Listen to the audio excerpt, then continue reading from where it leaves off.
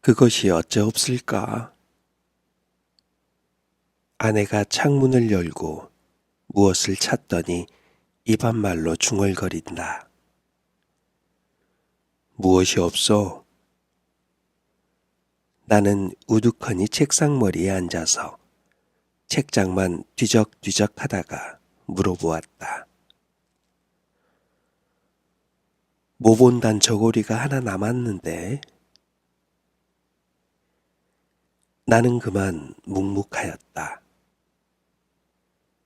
아내가 그것을 찾아 무엇 하려는 것을 알미라. 오늘 밤에 옆집 할멈을 시켜 잡히려 하는 것이다.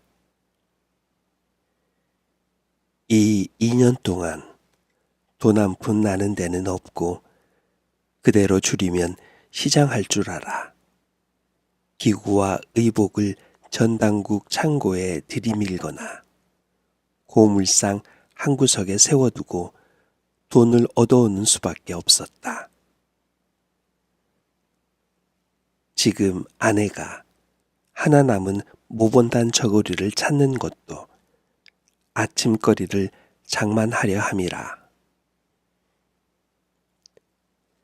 나는 입맛을 쩍쩍 따시고 폈던 책을 덮으며 후 한숨을 내쉬었다.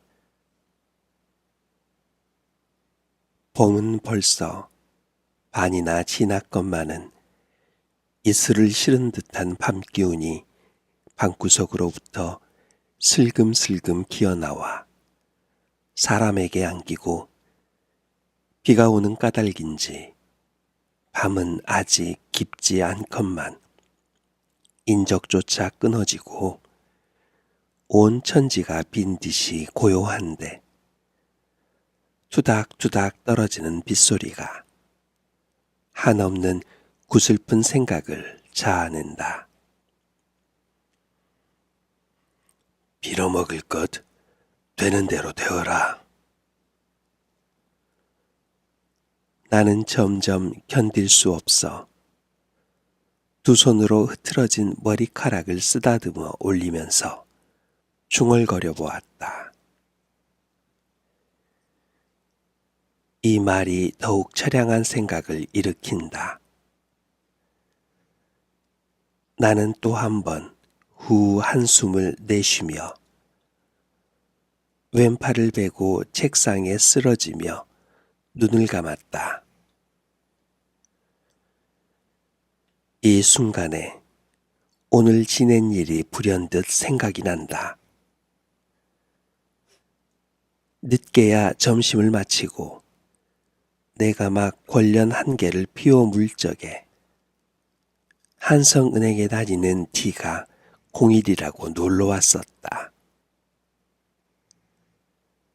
친척은 다 멀지 않게 살아도 가난한 꼴을 보이기도 싫고 찾아갈 적마다 무엇을 끼어 달라고 조르지도 아니하였건만 행여나 무슨 구차한 소리를 할까봐 미리 방패막을 하고 눈살을 찌푸리는 듯하여 나는 발을 끊고 따라서 찾아오는 이도 없었다. 다만 이 T는 촌수가 가까운 까닭인지 자주 우리를 방문하였다. 그는 성실하고 공순하며 소소한 소사에 슬퍼하고 기뻐하는 인물이었다. 동년배인 우리들은 늘 친척 간에 비교거리가 되었었다. 그리고 나는 평판이 항상 좋지 못하였다. T는 돈을 알고 위인이 진실해서 그 애는 돈푼이나 모을 것이야. 그러나 K는 아무짝에도 몹쓸 놈이야. 그 잘난 언문 섞어서 무엇라고 끼적거려 놓고 제 주제에 무슨 조선에서 유명한 문학가가 된다니 실업의 아들 같은 놈.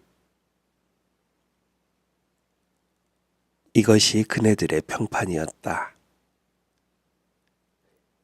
내가 문학인지 무엇인지 하는 소리가 까닭없이 그네들의 비위에 틀린 것이다. 더군다나 나는 그네들의 생일이나 혹은 대사 때에 돈 한 푼 이렇다는 일이 없고 티는 소위 착실히 돈벌이를 하여 가지고 국수, 밥솥 하나 보조하는 까닭이다. 얼마 아니 되어 T는 잘 살 것이고 K는 거지가 될 것이니 두고 보아. 오천 당숙은 이런 말씀까지 하였다 한다. 입 밖에는 아니내어도 친부모 친형제까지라도 심중으로는 다 이렇게 생각할 것이다. 그래도 부모는 달라서 화가 나시면 네가 그리하다가는 말경의 비렁뱅이가 되고 말 것이야 라고 꾸중은 하셔도 사람이란 늦봉 모르니라. 그런 사람은 또 그렇게 되느니라 하시는 것이 스스로 위로하는 말씀이고 또 며느리를 위로하는 말씀이었다. 이것을 보아도 하는 수 없는 놈이라고 단념을 하시면서 그래도 잘 되기를 바라시고 축원하시는 것을 알겠더라.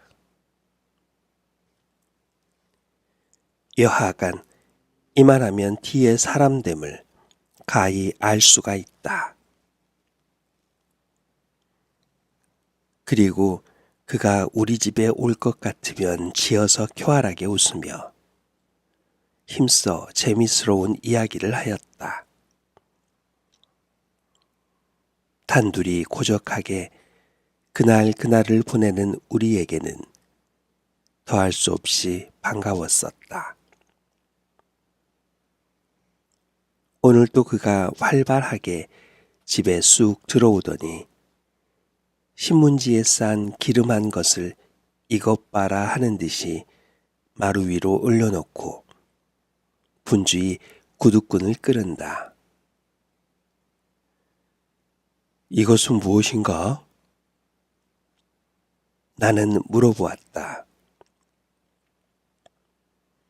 네, 제 처의 양산이야요. 쓰던 것이 벌써 다 낡았고 또 살이 부러졌다나요? 그는 구두를 벗고 마루에 올라서며 나오는 웃음을 참지 못하여 벙글벙글하면서 대답을 한다. 그는 나의 아내를 보며 돌연히 아주머니 좀 구경 좀 하시렵니까? 하더니 싼 종이와 집을 벗기고 양산을 펴 보인다. 흰 비단 바탕에 두어 가지 매화를 수놓은 양산이었다. 검정이는 좋은 곳이 많아도 너무 칙칙해 보이고 회색이나 누렁이는 하나도 그것이야 싶은 것이 없어서 이것으로 산걸요. 그는 이것보다 더 좋은 것을 살 수가 있나 하는 뜻을 보이려고 애쓰며 이런 발명까지 한다. 이것도 퍽 좋은데요.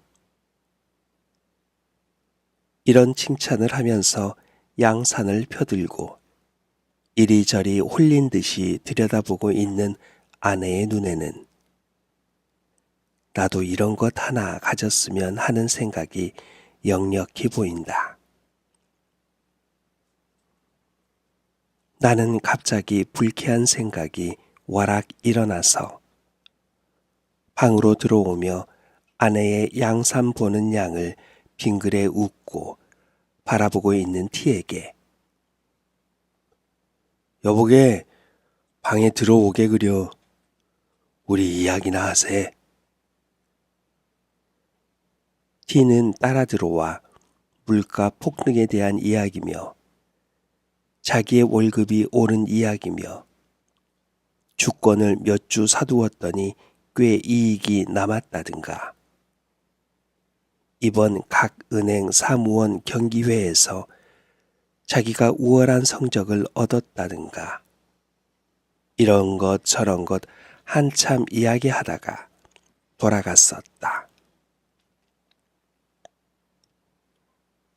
T를 보내고 책상을 향하여 짓던 소설 결미를 생각하고 있을 즈음에 여보, 아내의 떠는 목소리가 바로 내 귀 곁에서 들린다. 핏기 없는 얼굴에 살짝 붉은 빛이 돌며 어느 결에 내 곁에 바짝 다가앉았더라. 당신도 살도리를 좀 하셔요. 나는 또 시작하는구나 하는 생각이 번개같이 번쩍이며 불쾌한 생각이 벌컥 일어난다. 그러나 무엇라고 대답할 말이 없이 묵묵히 있었다.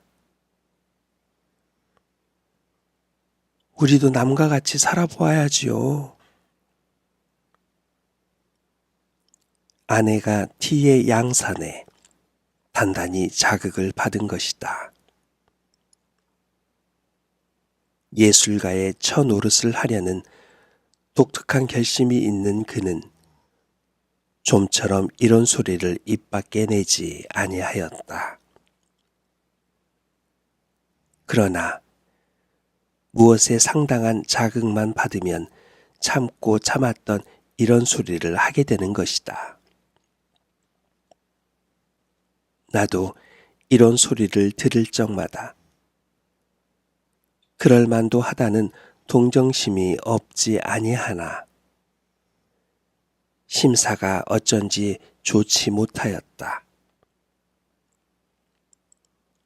이번에도 그럴만도 하다는 동정심이 없지 아니하되 또한 불쾌한 생각을 억제키 어려웠다. 잠깐 있다가 불쾌한 빛을 드러내며 급작스럽게 살도리를 하라면 어찌할 수 있어? 차차 될 때가 있겠지. 아우, 차차란 말씀 그만두구려. 어느 천년에. 아내의 얼굴에 붉은 빛이 짙어지며 전에 없던 흥분한 오조로 이런 말까지 하였다. 자세히 보니 두 눈에 은은히 눈물이 개었더라. 나는 잠시 멍멍하게 있었다. 성낸 불길이 치받쳐 올라온다. 나는 참을 수가 없다. 막벌이꾼한테 시집 갈 것이지 누가 내게 시집을 오랬어? 저 따위가 예술가의 처가 다 뭐야?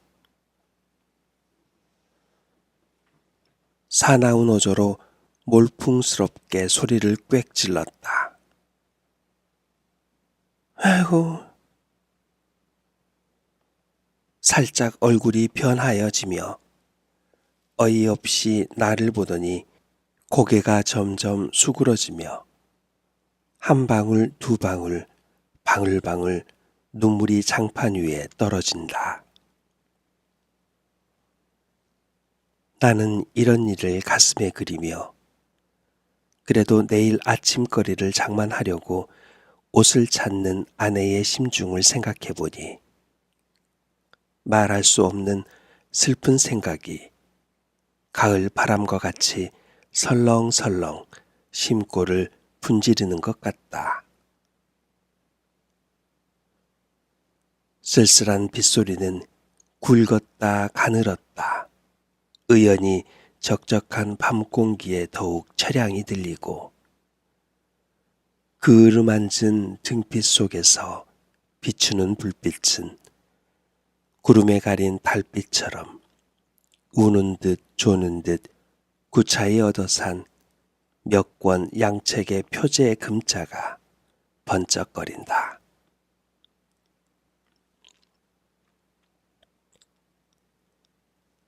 장 앞에 초연히 서 있던 아내가 무엇이 생각났는지 고개를 끄덕끄덕하며 들릴 듯 말 듯 목안의 소리로 옳지. 참 그날. 찾았소? 아니야요. 벌써 저 인천 사시는 형님이 오셨던 날 아내가 애써 찾던 그곳도 벌써 전당포에 고운 먼지가 앉았구나.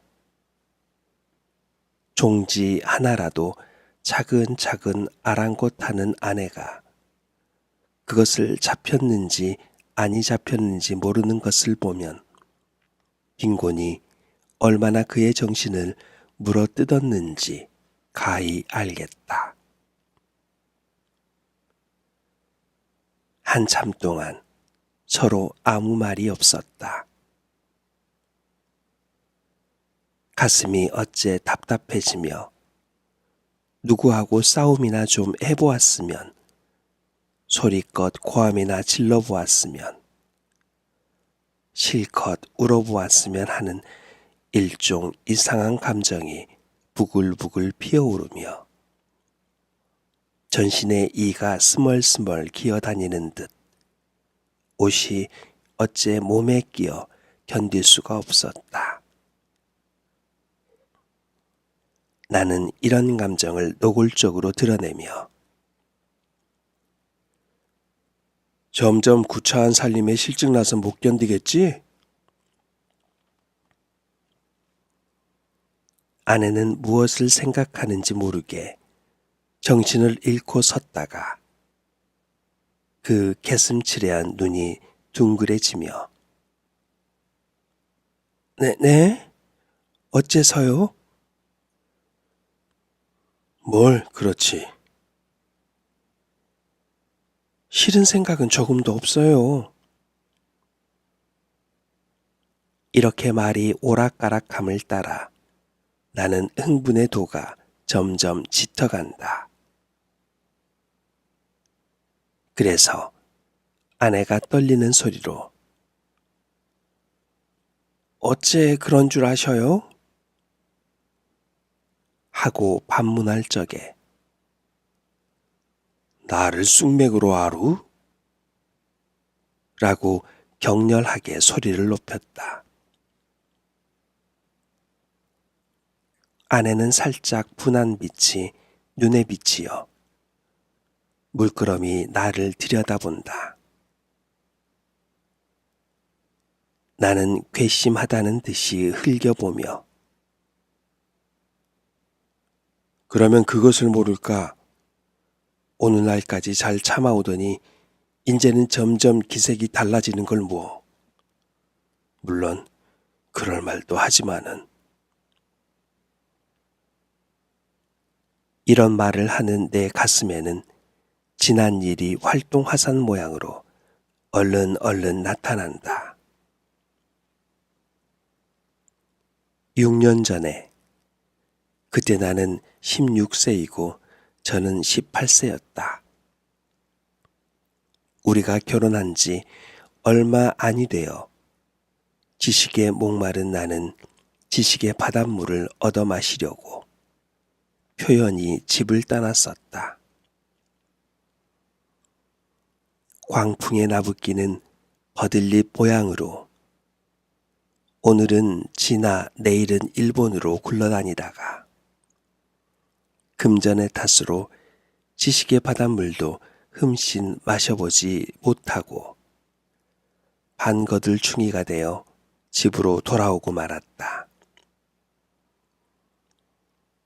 내게 시집 올 때에는 방글방글 피려는 꽃봉오리 같던 아내가 어느 결에 기울어가는 꽃처럼 두 뺨에 선연한 빛이 쓰러지고 이마에는 벌써 두어금 가는 줄이 그리어졌다.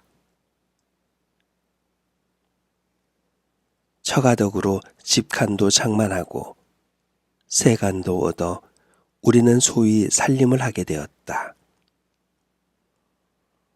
처음에는 그럭저럭 지냈었지만은 한 푼 나는 데 없는 살림이라 한 달 가고 두 달 갈수록 점점 곤란해질 따름이었다. 나는 보수 없는 독서와 가치 없는 창작으로 해가 지고 날이 새며 쌀이 있는지 나무가 있는지 망연케 몰랐다. 그래도 때때로 맛있는 반찬이 상에 오르고 입은 옷이 과히 추하지 아니함은 전혀 아내의 힘이었다. 전들 무슨 벌이가 있으리요. 부끄러움을 무릅쓰고 친가에 가서 눈치를 보아가며 구차한 소리를 하여 가지고 얻어온 것이었다. 그것도 한두 번 말이지. 장구한 세월에 어찌 늘 그럴 수가 있으랴. 말격에는 아내가 가져온 세간과 의복에 손을 대는 수밖에 없었다. 잡히고 파는 것도 나는 아른 채도 아니하였다. 그가 애를 쓰며 퉁명스러운 옆집 할멈에게 돈푼을 주고 시켰었다.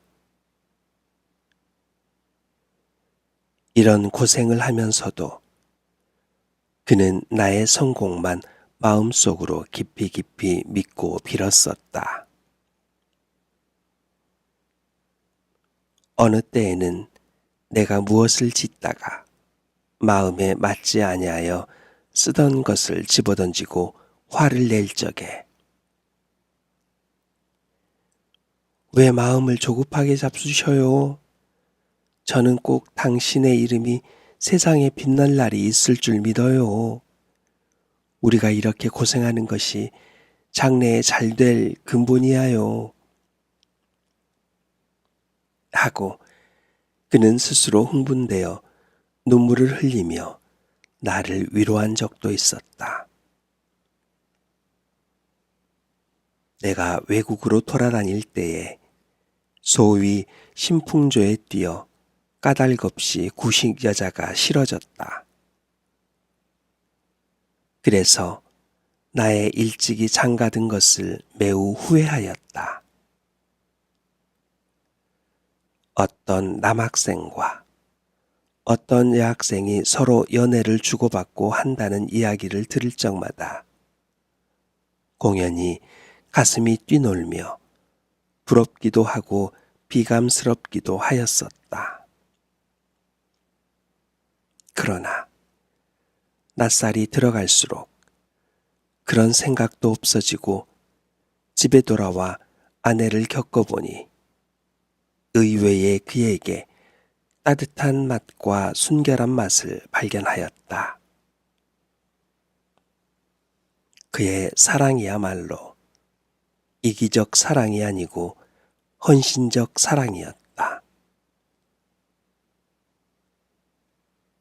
이런 줄을 점점 깨닫게 될 때에 내 마음이 얼마나 행복스러웠으랴. 밤이 깊도록 다듬이를 하다가 그만 옷 입은 채로 쓰러져 고나게 자는 그의 파리한 얼굴을 들여다보며 아, 나에게 위안을 주고 원조를 주는 천사여 하고 감격이 극하여 눈물을 흘린 일도 있었다. 내가 알다시피 내가 별로 천품은 없으나 어쨌든 무슨 저작자로 몸을 세워보았으면 하여 나날이 창작과 독서에 전심력을 바쳤다. 물론 아직 남에게 인정될 가치는 없는 것이다.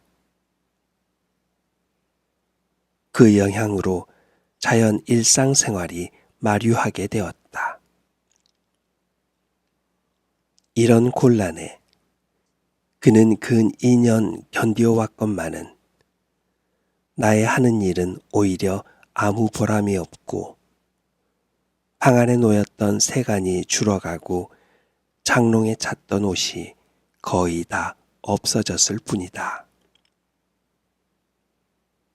그 결과 그다지 견딜성 있던 저도 요사이 와서는 때때로 쓸데없는 탄식을 하게 되었다.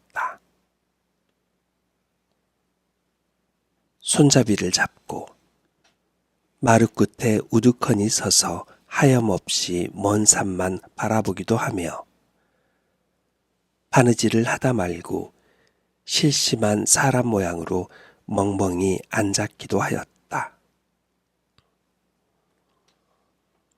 창경으로 비치는 어스름한 햇빛에 나는 흔히 그의 눈물 머금은 근심 있는 눈을 발견하였다.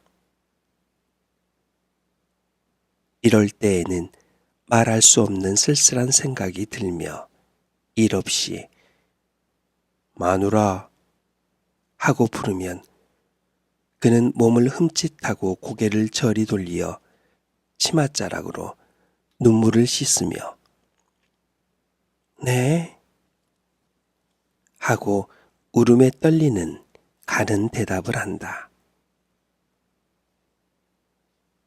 나는 등에 찬물을 끼얹은 듯 몸이 으쓱해지며 처량한 생각이 싸늘하게 가슴에 흘렀었다.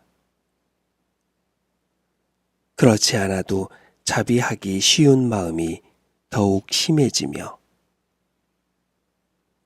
내가 무자격한 탓이다 하고 스스로 멸시를 하고 나니 더욱 견딜 수가 없다. 그럴 만도 하다는 동정심이 없지 아니하되 그래도 그만 불쾌한 생각이 일어나며 계집이란 할 수 없어 혼자 이런 불평을 중얼거리었다. 환등 모양으로 하나씩 둘씩 이런 일이 가슴에 나타나니 무엇라고 말할 용기조차 없어졌다. 나의 유일의 신앙자이고 위로자이던 저까지 이제는 나를 아니 믿게 되고 말았다. 그는 마음속으로 내가 6년 동안 내 살을 깎고 점이었구나. 이 원수야. 할 것이다. 이렇게 생각하며 그의 불같던 사랑까지 열버져 가는 것 같았다. 아니, 흔적도 없이 사라지고 만 것 같았다. 나는 감상적으로 허둥허둥하며 낸들 마누라를 고생시키고 싶어 시켰겠소. 비단 옷도 해주고 싶고 좋은 양산도 사주고 싶어요. 그러길래 왼종일 쉬지 않고 공부를 아니하오. 남 보기에는 편편히 노는 것 같아도 실상은 그렇지 않아. 본들 모른단 말이오. 나는 점점 강한 가면을 벗고 약한 진상을 드러내며 이와 같은 가소로운 변명까지 하였다. 웬 세상 사람이 다 나를 비소하고 모욕하여도 상관없지만 마누라까지 나를 아니 믿어주면 어찌한단 말이오. 내 말에 스스로 자극이 되어 마침내 길이 탄식을 하고 그만 쓰러졌다. 이 순간에 고개를 숙이고 아마 하염없이 입술만 물어뜯고 있던 아내가 호련, 여보, 울음소리를 떨면서 무너지는 듯이 내 얼굴에 쓰러진다. 용서 하고는 북받쳐 나오는 울음에 말이 막히고 불덩이 같은 두 뺨이 내 얼굴을 누르며 흑흑 느끼어 운다. 그의 두 눈으로부터 샘솟듯 타는 눈물이 제 뺨과 내 뺨 사이를 따뜻하게 젖어 퍼진다. 내 눈물에서도 눈물이 흘러내린다. 뒤숭숭하던 생각이 다 이 뜨거운 눈물에 봄눈 슬듯 쓰러지고 말았다. 한참 있다가 우리는 눈물을 씻었다. 내 속이 얼마큼 시원한 듯 하였다. 용서해 주셔요. 그렇게 생각하실 줄은 몰랐어요. 이런 말을 하는 아내는 눈물에 불어오른 눈꺼풀을 아픈 듯이 꿈쩍거린다. 암만 구차하기로 손이 실증이야 날까요? 나는 한 번 먹은 마음이 있는데 가만히 변명을 하는 아내의 눈물 흔적이 어룽어룽한 얼굴을 물끄러미 바라보며 겨우 심신이 가뜬하였다. 어제 일로 심신이 피곤하였던지 그 이튿날 늦게야 잠을 깨니 간밤에 오던 비는 어느 결에 그치었고 명랑한 햇발이 미닫이에 높았더라. 아내가 다시금 창문을 열고 잡힐 것을 찾을 즈음에 누가 중문을 열고 들어온다. 우리는 누군가 하고 귀를 기울일 적에 밖에서 아시아하는 소리가 들렸다. 아내는 급히 방문을 열고 나갔다. 그는 처가에서 부리는 할멈이었다. 오늘이 장인 생신이라고 어서 오라는 말을 전한다. 오늘이야? 참 옳지. 오늘이 2월 16째 날이지. 나는 간복 입고 있었어. 원하시는 딱하기도 하십니다. 어쩌면 아버님 생신을 잊으신단 말씀이요. 아무리 살림이 잠이가 나시더라도.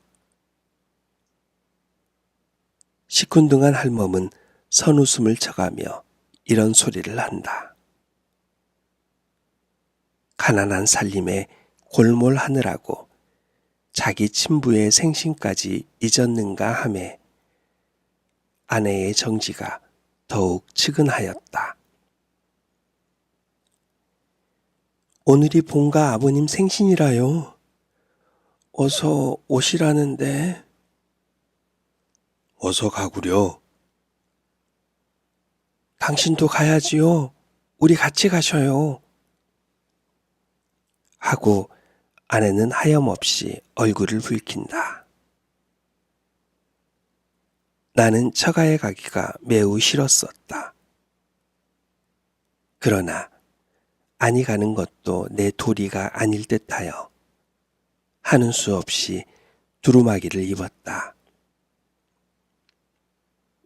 아내는 머뭇머뭇하며 양미간을 보일 듯 말 듯 찡그리다가 곁눈으로 살짝 나를 엿보더니 돌아서서 급히 장문을 연다.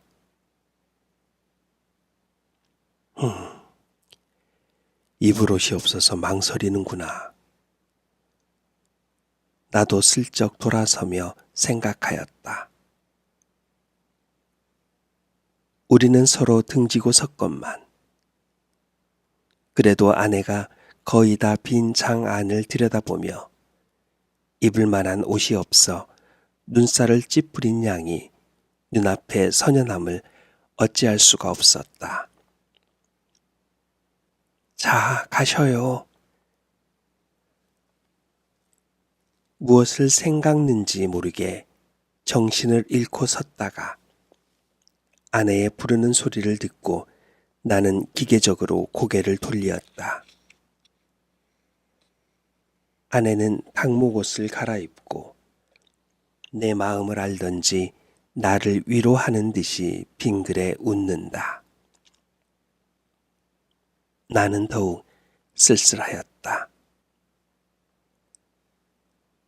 우리 집은 천변 배다리 곁에 있고 처가는 안국동에 있어 그 거리가 꽤 멀었다.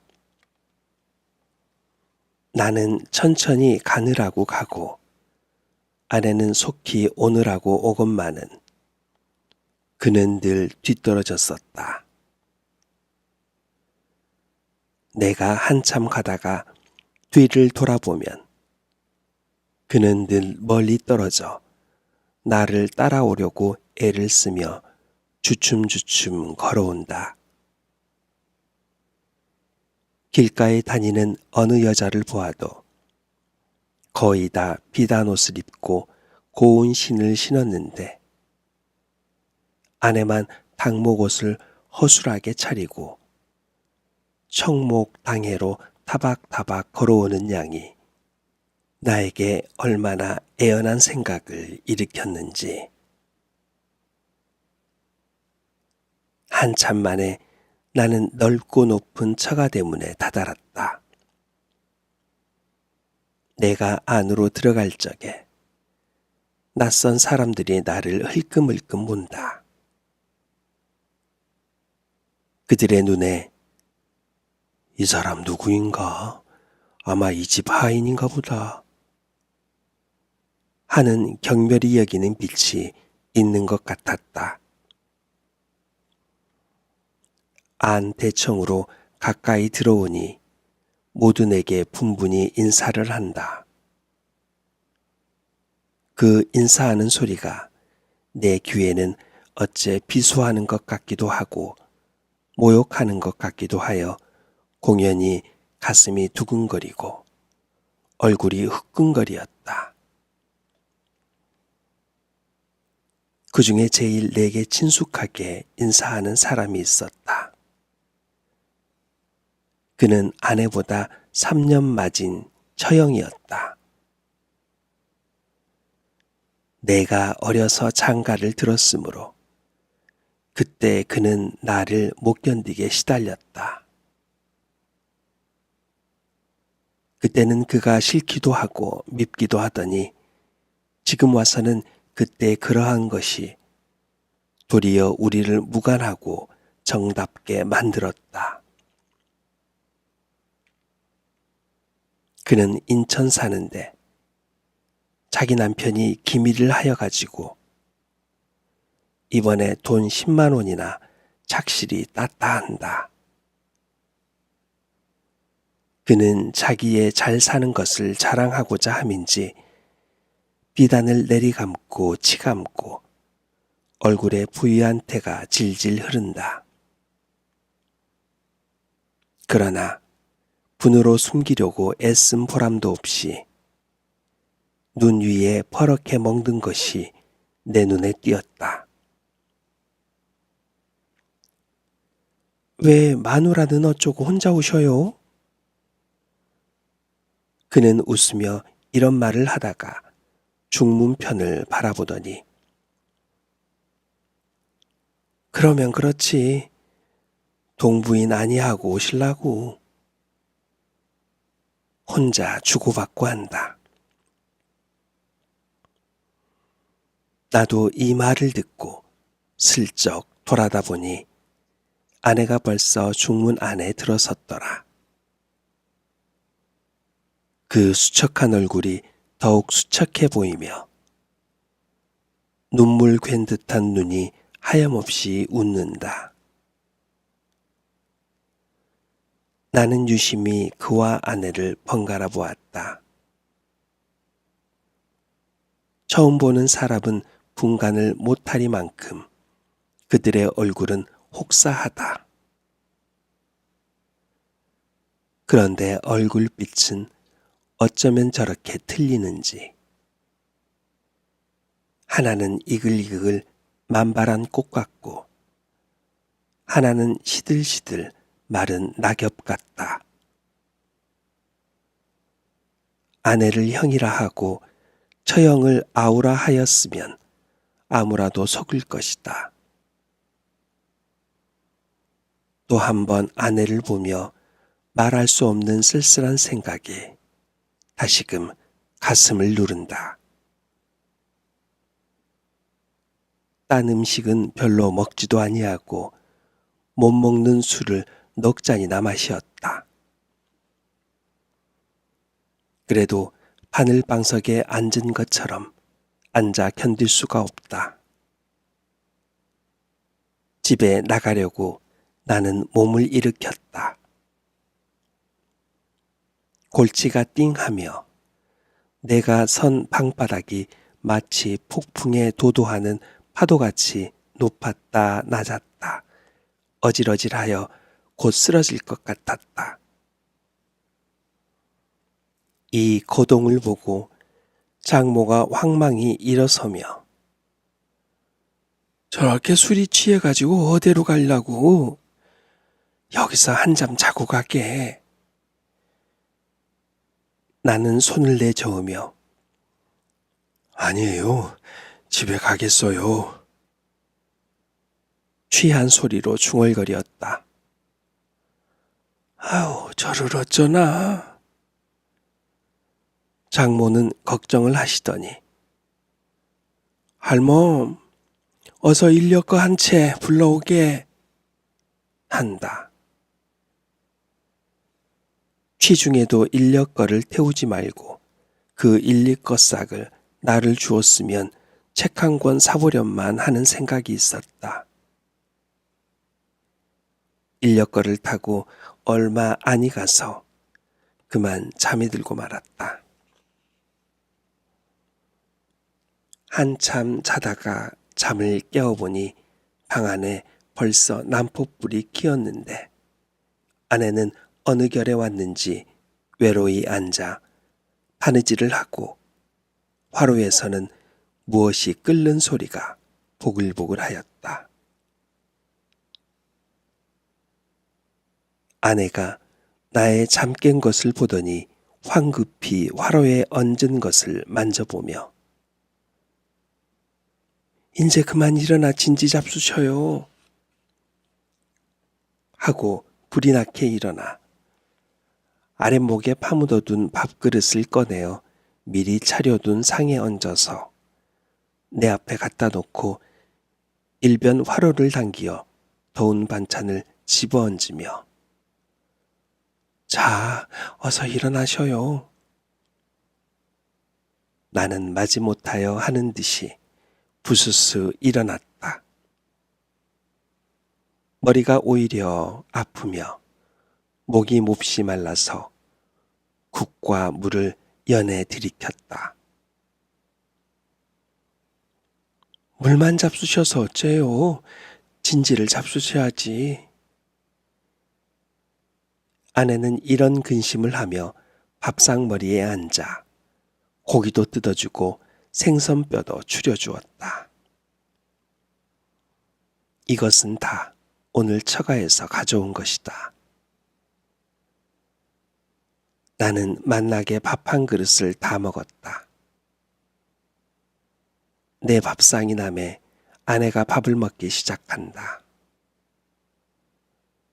그러면 지금껏 내 잠 깨기를 기다리고 밥을 먹지 아니하였구나 하고 오늘 처가에서 본 일을 생각하였다. 어제 일이 있은 후로 우리 사이에 무슨 벽이 생긴 듯 하던 것이 그 벽이 점점 엷어져 가는 듯하며 가엾고 사랑스러운 생각이 일어났다. 그래서 우리는 정답게 이런 이야기 저런 이야기를 하게 되었다. 우리의 이야기는 오늘 장인 생신잔치로부터 처형 눈 위에 멍든 것에 옮겨갔다. 처형의 남편이 이번 그 돈을 딴 뒤로는 주야 요리점과 기생집에 돌아다니더니 일전에 어떤 기생을 얻어가지고 와서 미쳐 날뛰며 집에만 들면 집안 사람을 들볶고 걸핏하면 처형을 친다 한다.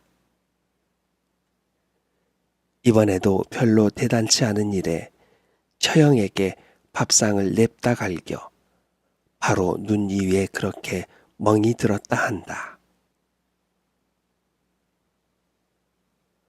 그것도 보아 돈푼이 있으면 다 그런 것이야. 정말 그래요. 없으면 없는 대로 살아도 의좋게 지내는 것이 행복이야요. 아내는 충심으로 공명해 주었다. 이 말을 들으매 내 마음은 말할 수 없이 만족해지며 무슨 승리자나 된 듯이 득이양양하였다. 그리고 마음속으로 옳다, 그렇다. 이렇게 지내는 것이 행복이다 하였다. 이틀 뒤 해 어스름에 처형은 우리 집에 놀러 왔었다. 마침 내가 정신없이 무엇을 생각하고 있을 즈음에 쓸쓸하게 닫혀있는 중문이 찌긋뚱하며 비단옷 소리가 사으락사으락 들리더니 아랫목은 내게 뺏기고 윗목에 바느질하고 있던 아내가 문을 열고 나간다. 아우, 형님 오셔요. 아내의 인사하는 소리가 들리더니 처형이 계집 하인에게 무엇을 들리고 들어온다. 나도 반갑게 인사를 하였다. 그날 매우 욕보셨지요? 못 잡수시는 술을 무슨 짝에 그렇게 잡수셔요? 그는 이런 인사를 하다가 급작스레 개인 하인이 든 것을 빼앗더니 그 속에서 신문지로 싼 것을 끄집어내어 아내를 주며 내 신사는데 네 신도 한 켤레 샀다. 그날 청해닭목을 말을 하려다가 나는 곁눈으로 흘낏 보고 그만 입을 닫힌다. 그것을 왜 또 사셨어요? 해슥한 얼굴에 꽃물을 들이며 아내가 치사하는 것도 들은 채 만체하고 처형은 또 이야기를 시작한다. 올 적에 사랑 양반을 졸라서 돈 100원을 얻었겠지. 그래서 오늘 종로에 나와서 옷감도 바꾸고 신도 사고. 그는 자랑과 기쁨의 빛이 얼굴에 퍼지며 싼 볼을 끌러 이런 것이야 하고 우리 앞에 펼쳐놓는다. 자세히는 모르나 여하간 간 많은 품 좋은 비단일 듯하다. 무늬 없는 것, 무늬 있는 것, 회색, 옥색, 초록색, 분홍색이 갖가지로 윤이 흐르며 색색이 빛이 나서 나는 한참 황홀하였다. 무슨 칭찬을 해야 되겠다 싶어서 참 좋은데요. 이런 말을 하다가 나는 또 쓸쓸한 생각이 일어난다. 저것을 보는 아내의 심중은 어떠할까 하는 의문이 일어남이라. 뭐다 좋은 것만 골라 샀습니다 그려. 아내는 인사를 차리느라고 이런 칭찬은 하나마 별로 부러워하는 기색이 없다. 나는 저기 의외의 감이었다. 처형은 자기 남편의 흉을 보기 시작하였다. 그 밉살스럽다는 둥, 그 추근추근하다는 둥, 말끝마다 남편의 불미한 점을 들다가 문득 이야기를 끊고 일어선다. 왜 벌써 가시려고 하셔요? 모처럼 오셨다가 반찬은 없어도 저녁이나 잡수셔요. 하고 아내가 만류하니, 아니, 곧 가야지. 오늘 저녁차로 떠날 것이니까 가서 짐을 메어야지. 아직 차 시간이 멀었어? 아니, 그래도 정거장에 일찍 나가야지. 만일 기차를 놓치면 오죽 기다리실라고. 벌써 오늘 저녁차로 간다고 편지까지 했는데. 제3 만류함도 돌아보지 아니하고 그는 홀홀이 나간다. 우리는 글을 보내고 방에 들어왔다. 나는 웃으며 아내에게 그까짓 것이 기다리는데 그다지 급급히 갈 것이 무엇이야. 아내는 하염없이 웃을 뿐이었다. 그래도 옷감 바꿀 돈을 주었으니 기다리는 것이 애처롭기는 하겠지. 밉살스러우니 추근추근하니 하여도 물질의 만족만 얻으면 그것으로 위로하고 기뻐하는 그의 일상이 참 가련하다 하였다. 참 그런가 봐요. 아내도 웃으면서 내 말을 받는다.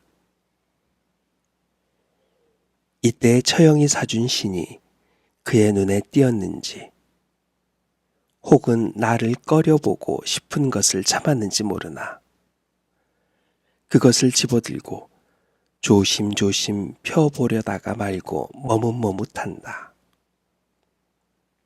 그 속에 그를 해케할 무슨 위험품이나 든 것 같이. 어서 펴보구려. 아내가 하도 머뭇머뭇하기로 보다 못하여 내가 재촉을 하였다. 아내는 이 말을 듣더니 작히 좋으랴 하는 듯이 활발하게 싼 신문을 헤친다. 퍽 이쁜걸요. 그는 근일에 드문 기쁜 소리를 치며 방바닥 위에 사뿐 내려놓고 버선을 당기며 곱게 신어본다. 어쩌면 이렇게 맞아요? 연애 연방 감탄사를 부르짖는 그의 얼굴에 흔연한 희색이 넘쳐 흐른다. 묵묵히 아내의 기뻐하는 양을 보고 있는 나는 또다시 여자란 별 수 없어 하는 생각이 들며 조심하였을 따름이다. 함에 밤빛 같은 검은 그림자가 가슴을 어둡게 하였다. 그러면 아까 처형의 옷감을 볼 적에도 물론 마음속으로는 부끄러워하였을 것이다. 다만 표면에 드러내지 않았을 따름이다. 겨우 어서 펴보구려 하는 한마디에 가슴에 숨겼던 생각을 속임없이 나타내는구나 하였다. 내가 무엇을 생각하고 있는지 저는 모르고 새신 신은 발을 조금 쳐들며 신 모양이 어때요? 매우 이뻐. 겉으로는 좋은 듯이 대답을 하였으나 마음은 쓸쓸하였다. 내가 제게 신 한 켤레 사주지 못하여 남에게 얻은 것으로 만족하고 기뻐하는도다. 웬일인지 이번에는 그만 불쾌한 생각이 일어나지 아니하였다. 처형이 동서를 밉다거니 무엇이니 하면서도 기차를 놓치면 남편이 기다릴까 염려하여 급히 가던 것이 생각난다. 그것을 미루어 아내의 심사도 알 수가 있다. 부득이한 경우라 할 일 없이 정신적 행복에만 만족하려고 애를 쓰지만은 기실 부족한 것이다. 다만 참을 따름이다. 그것은 내가 생각해야 된다. 이런 생각을 하니 전날 아내에게 그런 말을 한 것이 후회가 난다. 어느 때라도 제 은공을 갚아줄 날이 있겠지. 나는 마음을 좀 너그럽게 먹고 이런 생각을 하며 아내를 보았다. 나도 어서 출세를 하여 비단신 한 켤레쯤은 사주게 되었으면 좋으련만. 아내가 이런 말을 듣기는 참 처음이다. 네? 아내는 제 귀를 못 믿어 하는 듯이 의아한 눈으로 나를 보더니 얼굴에 살짝 열기가 오르며 얼마 안 되어 그렇게 될 것이야요. 라고 힘있게 말하였다. 정말 그럴 것 같소? 나는 약간 흥분하여 반문하였다. 그러면요, 그렇고 말고요.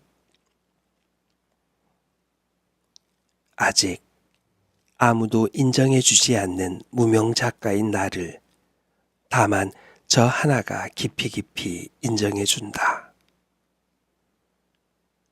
그러기에 그 강한 물질에 대한 본능적 요구도 참아가며 오늘날까지 몹시 눈살을 찌푸리지 아니하고 나를 도와준 것이다.